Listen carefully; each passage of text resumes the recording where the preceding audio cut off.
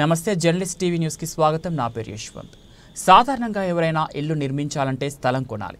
ఇదేం వింతో గానీ సదరు ఆ పోలీస్ అధికారిని కలిస్తే నిమిషాల్లో స్థలం కొనకుండా భవనం ఎలా కట్టాలో ఉపాయం చెప్పిస్తాడు. కానీ ఉపాయానికి మాత్రం లకారాలు సమర్పించాల్సి ఉంటుంది.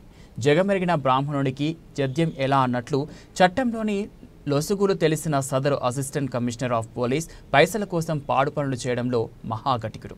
వినయ విధేయతలతో వినమ్రంగా కోట్ల రూపాయలు కొల్లగొట్టగల సమర్థుడు. జిల్లా కేంద్రంలో పైసా పెట్టుబడి లేకుండా అప్పనంగా స్థలాన్ని కొట్టేయాలని స్కెచ్ వేశాడు. దొంగోడి పథకం వేసినట్లు తన ఆక్రమణలో అన్ని తానే వ్యవహరించిన ఓ రియల్టర్ స్థలాన్ని తనఖాలో ఉండగానే తన ఆస్తిగా మలుచుకున్నాడు. దొంగోడు ఊర్లు పంచుకున్నట్లు తనఖాలో ఉన్న స్థలంలో ఇంటి నిర్మాణాన్ని చేపట్టాడు. ఇదేం అన్యాయం సార్ అని సదరు తనఖా పెట్టుకున్న యజమాని ప్రశ్నిస్తే, నేనే పోలీస్, నాతో పెట్టుకుంటే ఏమవుతుందో తెలుసా అంటూ బెదిరింపులకు దిగాడు. తను పనిచేస్తున్న స్టేషన్ను సెటిల్మెంట్ అడ్డాగా మలుచుకొని నిత్యం వేధింపులకు పాల్పడ్డాడు. చట్టాన్ని న్యాయాన్ని కాపాడాల్సిన సదరు ఏసీపీ తన స్థాయికి దిగజారి తనఖా పెట్టుకున్న యజమానిని బెదిరింపులకు పాల్పడి హల్చల్ చేశాడు. తనది కాని ఆస్తి తన సొత్తు అని అక్రమంగా దోచుకునేందుకు సిద్ధమైన అక్రమాల ఏసీపీ బెదిరింపులపై journalist TV CEO Mareddy Nagender Reddy విశ్లేషణ.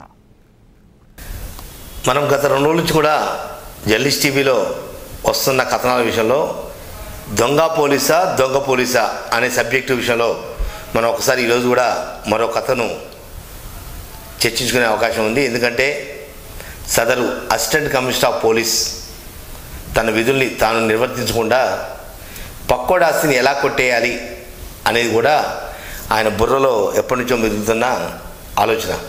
అది కాస్త జిల్లా కేంద్రానికి వచ్చిన తర్వాత సదరు పోలీస్ అధికారి తన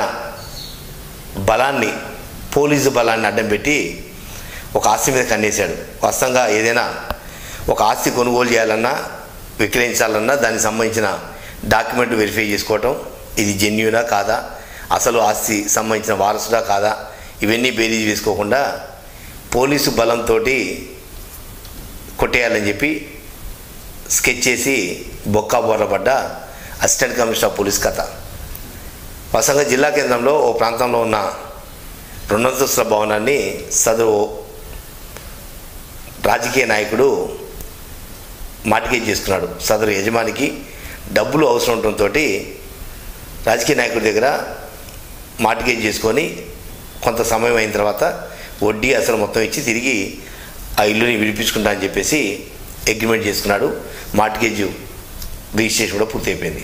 తీరా 6 నెలల తర్వాత సదరు రాజకీయ నాయకుడు తన ఇల్లు ఎలా ఉందని పోతే అంతస్తులు లేస్తున్నాయి ఆయనకు సంబంధం లేకుండానే. ఇది ఎక్కడ చూద్దాం, యజమాని నేను కదా, లేదా నాకు మార్టిగేజ్ చేసిన యజమాని ఆయన కదా, మేమిద్దరం కాకుండా మరెవరు ఈ ఇంటి నిర్మాణం చేస్తున్నారంటూ తిరిగి కొంత విచారించడంతో సదరు దొంగ పోలీస్ వ్యవహారం బయటకు వచ్చింది. నేను క్రైమ్ స్టేషన్లో పనిచేస్తున్నా, అందువల్ల ఇది కలెక్షన్ స్టేషన్, నేనేం చెప్పినా నడుస్తుందంటూ బీరాలు పలికాడు. నన్ను ఏం చేయలేరు, నేను ఒక ఏసీపీ స్థాయి అధికారిని అంటూ బెదింపుతోని కూడా దిగాడు. తీరా సదరు రాజకీయ నాయకుడు మళ్ళీ నన్ను ఆశ్రయించడం, ఈ నేపథ్యంలోనే నాకున్న పరిచయాలతోటి కొంత ఉన్నతాధికారుల దృష్టి తీసుకురావడంతో తేలుగుట్టిన దొంగల్లా తిరిగి సెటిల్మెంట్ కోసం కొంత సానుకూలత వ్యక్తం చేశారు సదరు అసిస్టెంట్ కమిషనర్ ఆఫ్ పోలీస్. వాస్తవంగా మార్టిగేజ్లో ఉన్న ఇల్లుని తన ఇల్లుగా మలుచుకొని అప్పనంగా కొట్టేసేందుకు స్కెచ్ చేశాడు. వాస్తవంగా అది 60-70 లక్షల రూపాయలు విలువైన ఇల్లు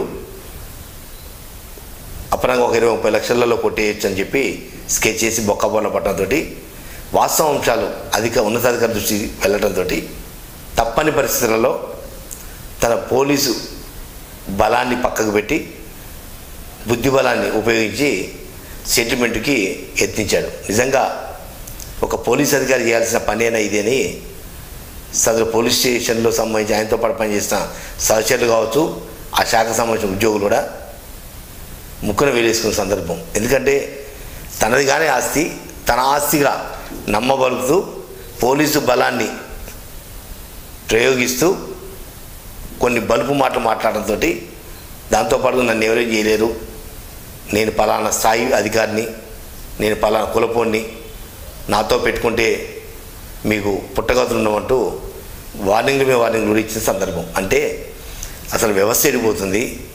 పోలీసు వ్యవస్థకు ఉన్న మంచితనం ఏది, పోలీసు వ్యవస్థ మీద ప్రజల్లో ఉన్న నమ్మకం, ఒక ధైర్యం, ఇవన్నీ పూర్తిగా దిగజార్చే విధంగా సదరు ఏసీపీ ఈ రకమైన అడ్డమైన పనులకు అప్పనంగా వచ్చే ఆస్తుల కోసం కన్నేసి కుంటి సాకులు చెప్పడం నేర్చుకున్నాడు. నిజంగా ఇటువంటి అధికారుల మీద ఎందుకు ఉన్నతాధికారులు చర్యలు తీసుకోవడం లేదో ఒకసారి ఆలోచించాల్సిన అవసరం ఉంది. ఇప్పటికే సదరు అసిస్టెంట్ కమిషనర్ ఆఫ్ పోలీస్ వ్యవహారాలు చాలా వరకు చేయి దాడిపోయాయి.